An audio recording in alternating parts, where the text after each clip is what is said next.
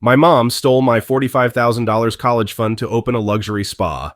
This is an investment for the family. You can always take out loans. I moved out and cut contact, then I exposed her, the spa collapsed, and I got my money back.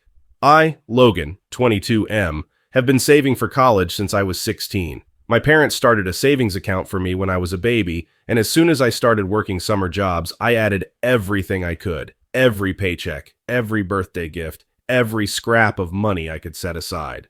My mother, Deborah, 48F, was a joint holder on the account since I was a minor. My father has been out of the picture since I was 14, living 3 states away, too caught up in his new life to care. I should have seen it coming. Yesterday, I went to transfer my tuition payment for the upcoming semester. $0, no pending transactions, no withdrawals in progress, just empty. I panicked, called the bank. Oh yes, that withdrawal was made 2 weeks ago. Your mother, as the joint holder, authorized the transfer. $45,000. Gone. I didn't even think. I drove straight home, barely able to keep my hands steady on the wheel. When I walked into the house, Mom was in the kitchen, browsing Pinterest on her iPad, sipping tea like it was just another Tuesday. I swallowed the bile rising in my throat. Mom, what happened to my college fund? She barely looked up. Oh, honey, I've been meaning to talk to you about that. I had to use it. I felt something in me crack. What do you mean you had to use it? That was my college money. She sighed, finally setting down her tablet, looking at me like I was some petulant child throwing a tantrum. I needed it, Ethan. You wouldn't understand. It's for something bigger than just college. I stared at her. What did you spend it on? She sighed dramatically, then gave me the most ridiculous answer I could have ever imagined. I bought a franchise, sweetheart, an investment, something for the family's future. My stomach dropped. What kind of franchise? She beamed, as if she was expecting me to be proud of her. A high-end wellness spa. It's called Serenity Glow Retreat, and it's going to be amazing. We're bringing holistic healing to the community. Yoga, detox cleanses, crystal therapy. I cut her off. You spent my college fund on a damn spa? She frowned. Don't be so dramatic. You're acting like I stole it. This is a business, Ethan. Something that will benefit us all. College will always be there, but this opportunity, this was once in a lifetime. I felt like I was going to be sick. Does Sophie know? Sophie, my 25-year-old sister, the golden child.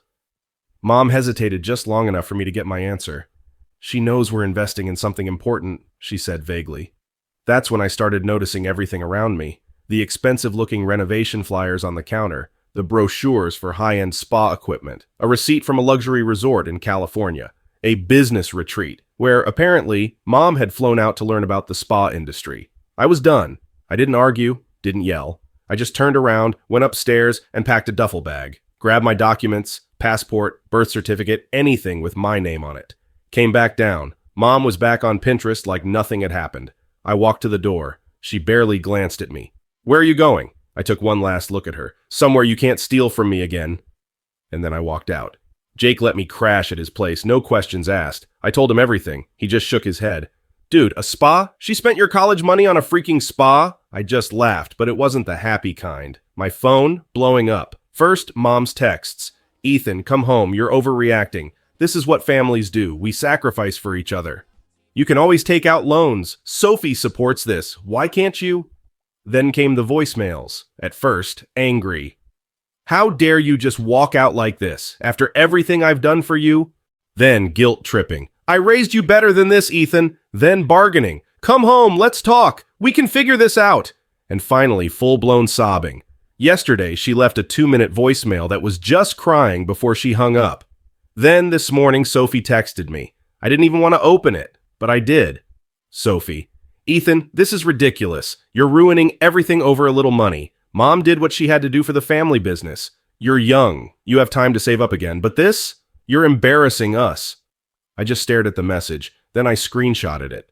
I've been doing that a lot lately, not for legal reasons. The money is gone. But something tells me I'll need the receipts later. I've been working on my next move. I emailed my university explaining the situation, looked into financial aid, started applying for a second job, early morning shifts at a coffee shop before my regular electronics store job. Then I got an email from my dream university. They reviewed my application, partial scholarship offer, not a full ride, but it's something. The kicker? My admissions officer mentioned my essay about working through high school to save for college really stood out. Oh, the irony. Then today, I found something. An old photo from my high school graduation. I'm holding up my first paycheck. So damn proud because every cent went to my college fund. And in the background, Mom, smiling that same fake knowing smile. And I remember what she said that day. At least Sophie won't need college money. She's so pretty. Back then, I thought it was a joke. Now I know better. The grand opening of Serenity Glow Retreat is in 6 weeks. Mom expects me to get over it by then. She even left a voicemail today telling me, "You should be there for the big launch, Ethan. This is our future." She wants me there? Fine, I'll be there, and I'll bring something special. For the next few weeks, I played it smart. I didn't engage, didn't respond to texts, didn't block anyone, I just watched. Mom kept posting updates about the spa on Facebook. We're so excited to bring Serenity Glow Retreat to the community. Join us for our grand opening in 6 weeks. Healing, relaxation, and wellness for all. Sophie posted excited selfies in front of the spa's location, captioned with nonsense like, "Manifesting my best life. Our family's business is about to bloom. #entrepreneur life. #dream big work hard." Meanwhile, my phone kept buzzing with guilt-tripping texts. "Mom, Ethan, this is your family. We are building a legacy. Why are you acting like this?" Sophie, "You're so childish. Mom did what she had to do. Stop making it about you."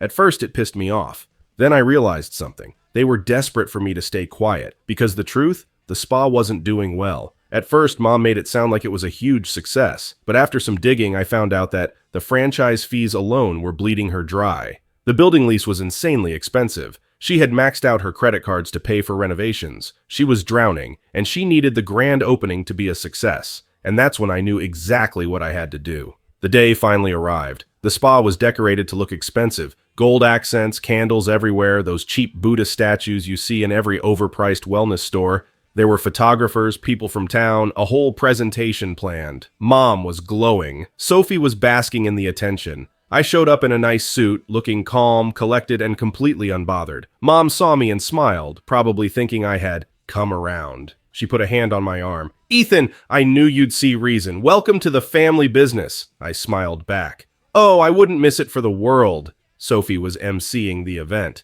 "Welcome, everyone. We're so proud to open this beautiful space to help people find healing, peace, and relaxation. And we couldn't have done it without our amazing mom." Mom took the mic. She started talking about family, about how this was an investment in our future. And then, she smiled at me. "And I'd love for my son Ethan to say a few words." Perfect. I stepped up, took the mic, and smiled at the crowd. "Thank you, Mom. This is truly an incredible moment." I turned to the audience. "And I just want to take a moment to talk about sacrifices because every great business requires them, doesn't it?" Mom beamed. Sophie nodded along. "Let me tell you about the biggest sacrifice that made this spa possible." Then I pulled out my phone and tapped the screen. The projector behind me lit up. First slide, my college fund before and after. A screenshot of my bank account. The before balance, $45,000. Then $0. The room went dead silent. Mom's smile froze. Sophie's face drained of color. I continued. "See, this business? It wasn't funded by years of hard work. It wasn't a smart investment. It was paid for with money that was supposed to send me to college. Money that I worked for. Money that was stolen." Gasps. Murmurs. Lane, the franchise rep, shifted uncomfortably in his seat. Mom lunged for the mic. "Ethan, that's enough!" I sidestepped her. "Oh, I'm not finished." Next slide. A photo of me at 16 holding my first paycheck. The caption, "Every penny went to my college fund until my mother emptied it for her dream business." Mom's face was bright red. Sophie was furious. Then I played the voicemail. The one where Mom had said, "Ethan, you're just going to college. Sophie deserves this. You'll figure something out." The audience collectively gasped. Lane, the franchise owner, looked disgusted. A woman in the crowd muttered, "She stole from her own son?" Mom tried to yell over me. Sophie was on the verge of tears. I looked at them both and smiled. "Mom, Sophie, you taught me an important lesson. The only person I can rely on is myself. So thank you for that life lesson. I won't make the mistake of trusting either of you again." And with that, I dropped the mic and walked out. By the time I got back to Jake's place, my phone was blowing up. Mom, hysterical. "How could you do this to me? You humiliated me. You don't understand business." Sophie, ranting, "You ruined everything." Mom took that money because she believed in something bigger. "You're so selfish." But the best part, the spa's franchise rep emailed me. Lane was furious.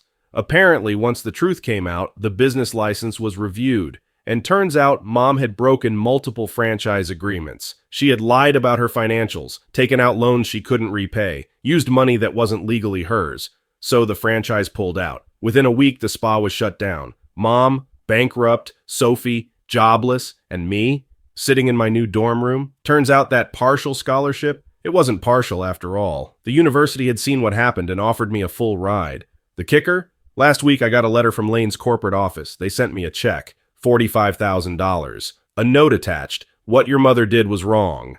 We believe in investing in people who actually work hard. Use this to build your future. I donated half of it to the university's scholarship fund. The rest? I put in a brand new account, with only my name on it. Mom still tries to call me, but I don't answer. Some bridges, once burned, should stay that way. It's been 6 months since the grand opening disaster. The fallout glorious. Mom lost everything. Sophie's golden child status shattered. The entire family turned against them. Meanwhile, I walked away unscathed, and that is the best revenge of all. The Serenity Glow retreat never made it past the first month. After my speech went viral in our hometown, yes, someone recorded it and posted it on Facebook, people refused to support the business. Clients canceled their memberships. Vendors refused to work with her. The franchise pulled their contract. And Mom? Oh, she spiraled. She maxed out her credit cards trying to save the spa. When that failed, she took out loans against her house. Now, she's selling the house just to keep up with payments. She's gone full Facebook martyr, posting daily rants about ungrateful children and how she sacrificed everything for her family. People in town? They laugh at her now. And me? I just ignore her calls. Sophie was hit even harder than Mom. She lost her job at the spa before it even opened properly. Her reputation? Trashed. Because of that viral video, no one wants to hire her. And the best part, she tried influencing, started posting entrepreneur life motivational videos on TikTok about overcoming betrayal. But the comment section? Weren't you the girl who stole your brother's college fund? LMAO, you deserved it. Imagine ruining your future for a failed spa. Yeah, that didn't work out for her. Now, she's moved back in with Mom, broke, unemployed, and miserable. She texted me last week. Sophie, Ethan, I know we've had our issues, but maybe we can talk? I miss my brother. I left her on read, just like she left my future on empty. After everything blew up, Dad reached out more than ever. Turns out, he had a similar experience before the divorce. Mom had done something similar to him, draining their joint accounts for one of her impulsive investments. History repeats, huh? Now, he's actually trying to be a dad again, and for the first time, I think I'm willing to give him a chance. While Mom and Sophie are stuck in their self-inflicted mess, I'm doing better than ever. I made the dean's list in my first semester. My internship turned into a part-time job with insane career growth potential. I made amazing new friends who actually support me. And that $45,000 check I got from the franchise, half of it went to a scholarship fund for low-income students. The other half, it's sitting in a new bank account with only my name on it. No joint holders, no greedy hands, no family sacrifices, just mine. Mom still tries to reach out. Ethan, we need to talk. Family is family. We need to stick together. I raised you better than this. But the thing is, she didn't raise me at all. She raised Sophie. She neglected me. She used me. And now, she's facing the consequences. For once, I'm choosing myself. And that's the happiest ending I could ever ask for. If this happened to you, what would you have done? Would you have gone public like I did? Or just walked away quietly? Drop a comment below and let me know your thoughts. And if you loved this revenge story, don't forget to like this post, because sometimes the best revenge isn't fighting back. It's thriving while they crumble.